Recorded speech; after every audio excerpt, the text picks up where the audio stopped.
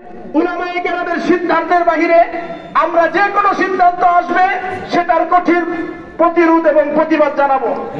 আরেকটা কথা বলি, যারা মাদ্রাসার ছাত্র আছেন, যারা তালিবুল ইলম আছেন, যাদেরকে তালেবান বলা হয়, এদেরকে সাদ গ্রুপ অনেক ভয় পায়, সাদ সাহেব অনেক ভয় পায়।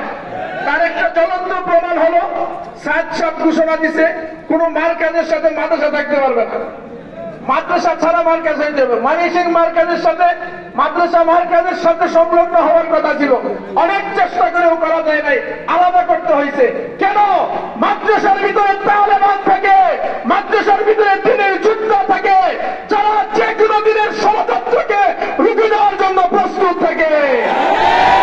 এই জন্য বলছি, শুনো ছাত্র সমাজ, চাই স্কুলের ছাত্র হও, কলেজের ছাত্র হও, ভার্সিটির ছাত্র হও, কওমি মাদ্রাসার ছাত্র হও, আলিয়া মাদ্রাসার ছাত্র হও, তোমাদের ঘোরা এক জায়গায় কালেমার পতাকা, কালেমার ঝান্ডা হাতে নিয়ে দৈহিকভাবে শক্তি অর্জন করো, প্রস্তুতি গ্রহণ করো, মানের দিক দিয়ে প্রস্তুতি অর্জন করো, শারীরিক প্রস্তুতি অর্জন করো, কৌশল অবলম্বন করো এবং তৈরি হও।